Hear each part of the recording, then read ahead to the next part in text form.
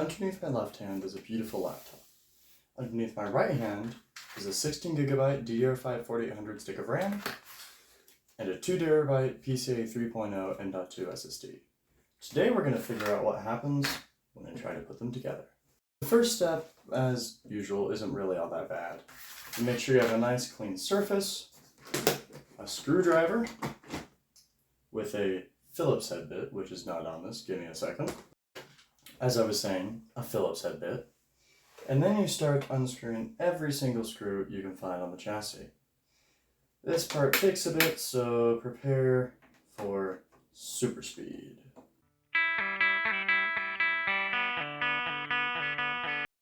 One thing to keep in mind is that you always want to be conscious of how long your screws are. If I were to put this screw into a spot where this screw is supposed to go, I could very well break my laptop. So to help with that, I'm going to organize my screws by having a big screw kind of over here in more or less relation where that is, and then the small screws kind of organize how they're in the laptop. Also, I don't know how easy it is to see this, but this is an example of a screw that I almost stripped, so you need to be really careful in doing this to make sure you have the right bit. I didn't. You can usually get away with it, but you know, it's much better to be safe than sorry.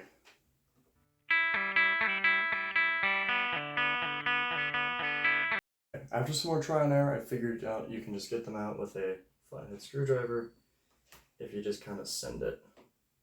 Gotta really get in there and dig at it. But there we go. It's not the most fun thing to do, but gotta do it. Okay, now that all the screws are out about as far as I can get them, I'm going to get a guitar pick and try to go around the edges to disengage the plastic clips.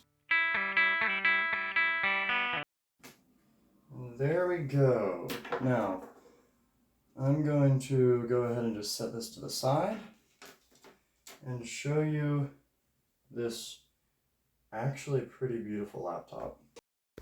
Okay, so inside we've obviously got the battery down here. It's a pretty big one. It's 76 watt hours. I believe about 90 is the maximum according to like FAA regulations or whatever, but don't quote me on that. Got two fans. There's gonna be a bunch of heat pipes and stuff under there. I don't know if I want to go digging in there.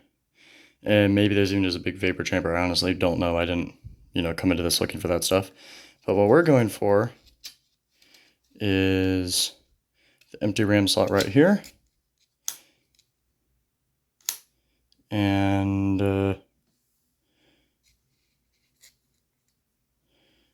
I believe the empty PCIe slot there.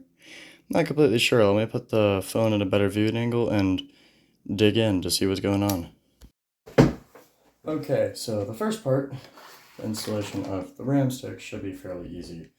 I should disconnect the battery first, honestly, which the plug is right here, and it looks like you just kind of...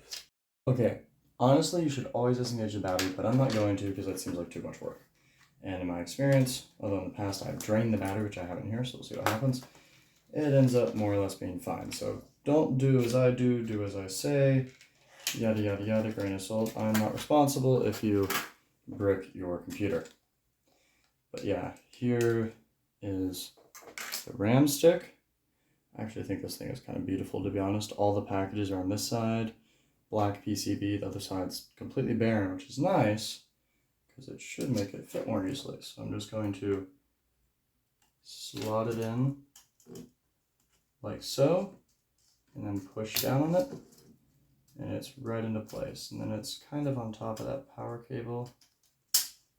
So I'm just gonna pop it back out, see if I can't move the, well, no, that power cable is kind of stuck like that. It's just gonna be on top of that, and I assume ASUS designed for that.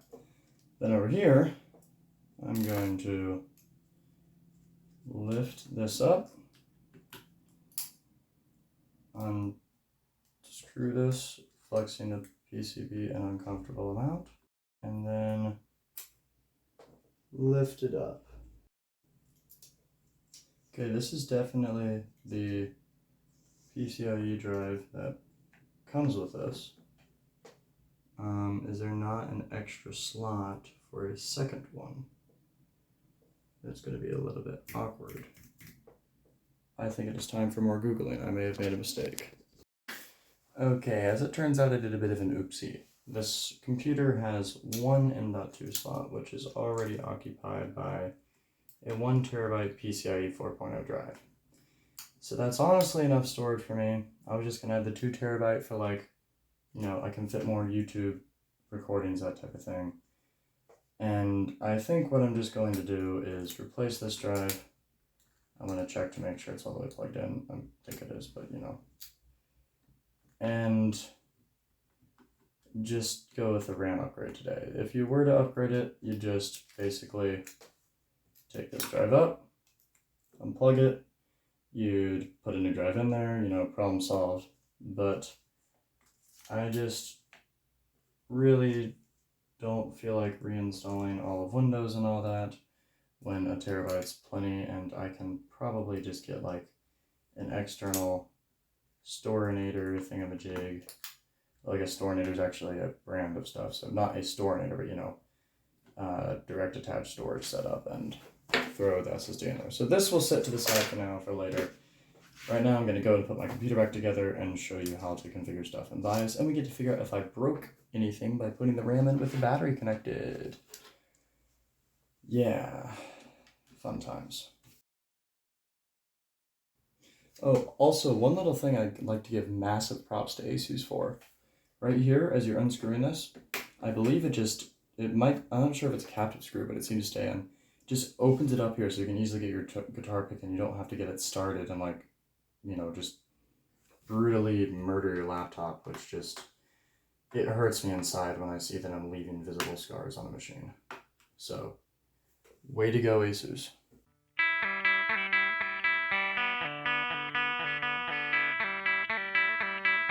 Now, one thing to be aware with RAM is there's more to it than just the speed. So, both physics in my computer are 4800 megatransfer per second, and both theoretically a CAS of 40, but there's also even further timings past that. And you want to make sure you have those timings matched or you will lose performance. Because as I understand it, your computer will default to the performance and speed of the slowest stick in the system so that you don't have all sorts of problems. So what I'm going to be doing now is going into the BIOS and tuning those timings so that they should hopefully be the same and have me the full additional performance of the 16 gigs of RAM. Let's flip it over, power it on, and try to get to BIOS. I'm going to try delete, but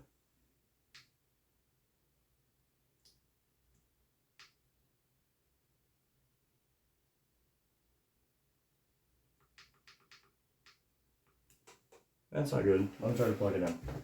Okay, we at least have lights on the keyboard. I think we might be okay. They're doing their dimming thing. Okay, screen's lighting up. There we go. Is delete BIOS though? Apparently not. Let me turn it off and try F7. Nope. Why can't all computers just be delete for BIOS? Like, seriously? No, how about F2? Okay, it's F2. Okay, so while ASUS made a laptop that's surprisingly easy to get into, they committed a cardinal sin in making it that you can access almost nothing in their BIOS. So I can't change RAM timings, any of that stuff. I loved that MSI had to wait to get into the advanced version of their BIOS. I have that uploaded to my channel, short about that. So right now I have CPU-Z pulled up, and they seem to be running at different speeds. It's 40, 39, 39, 77, 116, which, I mean, I don't even remember exactly what the old stick was running at, but I've got double the RAM now, and I will probably make a video soon of using a third-party tool to try to tighten down timings because, you know, more performance, more better. But for now, I'm going to go ahead and conclude this because I have a lot of video material to edit already.